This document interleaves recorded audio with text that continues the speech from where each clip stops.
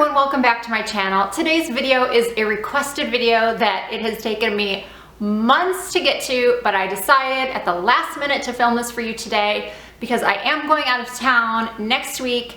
And before I go out of town, I have to work tomorrow, I have to work Saturday, I have to work Monday, I have to work Wednesday. And then in between those days, I have got, well, Father's Day, I have a dentist appointment, I have a hair appointment to get these awful roots done. So I got a lot going on, but I thought today I have a little time. I'm gonna try to get this video out. So I hope it doesn't seem rushed, even if it kind of is, but and you'll have to excuse like the top of my head. I did not really fix up my hair too much. I didn't do my nails. My nails are chipped, which you kind of see kind of often. I've explained to you about my nail situation. I only have them done when I work, and then the rest of the week they look like crap. So I wanted to get this out, so I wasn't going to take the time to polish my nails. I'm not going to be 100% perfect every time you see my video, or even close. I just am going to give you hopefully helpful information, and you won't judge the lack of good hair and nails. So anyway, there is one person in particular who has been waiting for this video for a long time, and I appreciate your patience. So the video basically is my favorite brushes, the ones I use on myself. And you know, as a makeup artist, you probably are aware that we have a ton of brushes. We have brushes for ourselves, we have brushes for our kits, we have duplicates of the ones that we love. I basically, for myself, I have a more pared down, well, I say pared down, but I probably bring a good 20 to 30 brushes with me. Not gonna lie, when I go on a trip, because I feel like, well, what if I need this one? And what if I need this one? And it depends on the eye look I wanna do. But this video is not about like going crazy with brushes. This is about the basics. This video is going over mostly what I tell my clients. If I have somebody in my chair, whether I'm doing a ride or if I'm doing somebody at the retail level, like when I'm working in Ulta or Sephora, this is what I will tell people when they come to me and they say, you know, I have all these brushes, but I don't know what to do with them, or pare it down for me, break it down for me. What are like the 4 or 5 brushes that I have to have? So that's what this video is gonna be. So let's get right into it. Now, I'm gonna start with the face. I do not have a powder brush that I'm absolutely loving just yet. I am looking for something, you know, super soft and fluffy, and I don't know what happened to all my powder brushes, but I'm just using one that I got at Target right now. I don't really love it.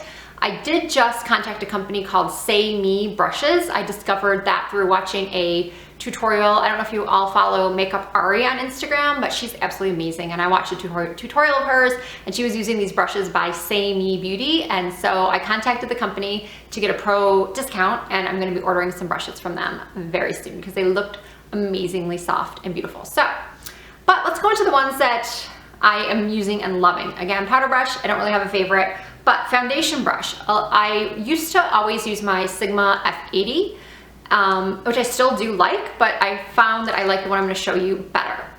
So if I'm not using my beauty blender, which some foundations I feel are best applied with the beauty blender, but for like my MAC Pro Longwear that I've been loving, this is a Morphe M437.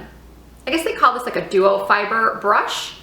And this one just goes really, really nicely on the skin. It just buffs in, gives a really, really nice airbrush look to the skin. And I just like how it's a little bit taller and not as flat, or not really flat at all, like some of the other like MAC duo fiber brush. So I love that.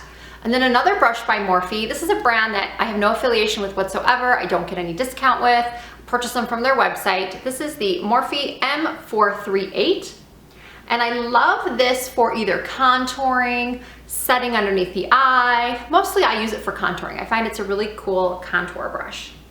Then for highlighting, I really like this one from Real Techniques. It's a setting brush. And I use it, again, highlighting, but you can also use it for underneath the eye. Now, clearly we don't sell Morphe at Ulta. So when I am working at one of those stores and people say, I need what kind of brush should I use for setting my under eye concealer? I walk them over to Real Techniques and I show them this brush. Now, this brush is one that you've all been asking me about, and I've given you like a short answer on what it is, but here's a little bit more in-depth kind of answer, I guess.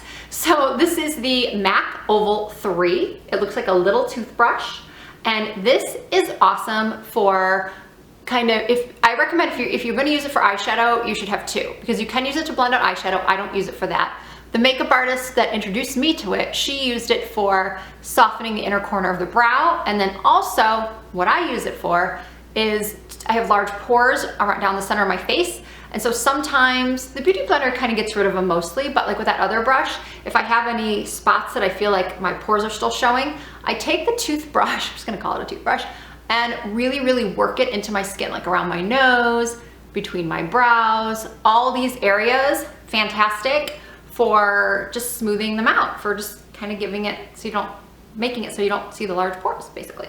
This is not eligible for a pro discount, so if you are a makeup artist watching this, or you do have a MAC Pro card, you do not get your discount on this, but it is still worth the 30 whatever dollars it was, which I'll put all the prices down below. So moving on to eyes. When women say, well, what do I need for my eyes? What are like the basics? I always say you need to start with a nice flat shader brush. This one is a Bdellium Tools 778. I love that it covers a lot of area. You can use smaller ones, but it's gonna take you more time. This is really soft. It covers a lot of area, and I don't even have that big of eyes, so, or lid space. So it covers a lot of area, and it's just, the shape is more what you need to be paying attention to. You need to have at least one that's this type of shape. Then for your crease, depending on how much space you have, you could use something like, I use this one by Elena Badro. Unfortunately, it doesn't have a number or a name, but it is very, very similar to the MAC 224. What we call these like a ponytail. What we call these is a ponytail brush. And you just work that back and forth like a windshield wiper. It's great for blending or laying down that first color. If you have a smaller eye space like myself, you might want something smaller. And this is a Sigma Firm Blender. Now, let me backtrack. I still use these, but then I'll go over with this if I want to deepen it, because you don't want something like that's firm, too firm for when you're just laying down that, oh my gosh, hello. Transition shade, that's what I'm trying to say. When you're laying down your transition shade, you don't want something too firm, but again, with smaller eyes, sometimes these bigger, fluffier brushes, they make your shadow go up too higher than you really want. So I really like this brush. It's really, really soft, but for the majority of people, like a MAC 224 or this Elena Badro will be great. So those are our basics, our basic must-haves.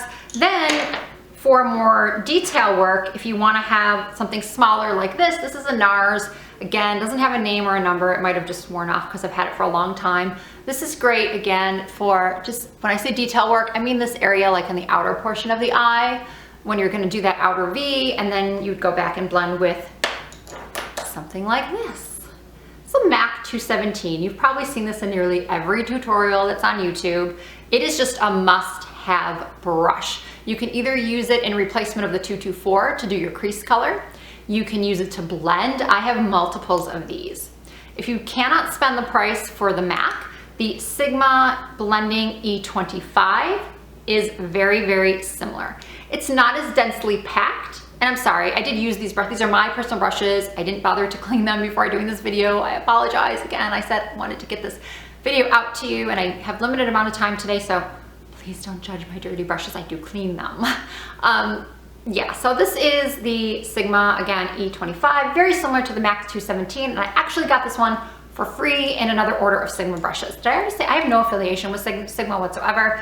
I just have seen other makeup artists use them. I wanted to try them, and I've been happy, not with all of them, but with the majority that I've purchased. So 217, definitely a must-have. So now we're gonna go into our more specific brushes. Like if you need, for blending like underneath the eye here, this is a Sigma Pencil E30. I like it better than the MAC 219 pencil brush. This one's a little longer and, in my opinion, a little softer. The 217 is really, really stiff. So, not 217, 219 pencil brush from MAC is really stiff, and I just don't love how it kind of almost like tugs on my eye. So I really like this one for under eye blending. I also like, this one is from Stila. It's a brush number 28, and it has this tiny little smudger. Can you see? Can you see? I love it for placing color right down here. It's awesome. And then on the other end, it has a little eyeliner brush. I don't really use it for eyeliner. Today I used it like to tight line. It's good for that, but it just, I don't know. Mine's a little weird, but For eyeliner, again, for like liquid liner, I don't really have, not liquid liner, for gel liner, I don't really have a favorite. I did recently purchase the Sigma winged liner, and I'm really liking that, but it's not, well, I'm still kind of trying to figure out my favorite for that. But that's a lot of trial and error. And then another great one for underneath, or even if you're new to if you use a powder to line your upper lid, just a flat eyeliner brush, a basic flat eyeliner brush. It's a Sigma flat definer E15 is a great one to have. So let's kind of recap. I would say these three brushes are going to be the must-haves shape-wise. So take a good look at those. And then, you know, the optional ones are going to be things like this, or, you know, things like this, the NARS that I showed you. These are all like optional, depending on your eye shape, your needs. And then finally, if you're going to be using glitter, or if you're going to be using a product wet, like I use the shimmer, I use the Lorac Unzipped Gold, which I'm loving. It's so much better for my skin than the original Unzipped. So Unzipped didn't work for you and you have my coloring, get the Unzipped Gold. It's gorgeous. So this is the MAC 242. I love this. It fits most lids. You can wet it. It's synthetic. I think it's synthetic. It's just a great brush for wetting. It doesn't get all icky. And I used it to lay down the color. I have another Bobbi Brown one that's tiny. It came in a little kit, which I love too, because I have such small, I've said it like a million times, but such small lid space. So I really like to have a small one for detail. So this is great for, again, wetting and packing on like a shimmer color, or if you're working with glitter, something like that. So that's it. I hope you don't feel like I rushed through these things. I hope the battery thing on my camera is flashing right now. So I'm just gonna say thank you so much for watching. Thank you for subscribing. Please subscribe if you haven't. Please thumbs up if you like the video. Follow me on Instagram at Rita's Makeup. Let me know what other types of videos you want to see. Even if it takes me a couple months to get to it, I will eventually get to it, I promise you. So that's it. I'm gonna be going on vacation, but I do have a couple pre-done videos that I'm gonna put out for you. And I am possibly going to vlog from my trips, so be on the lookout for those. And I'll see you soon.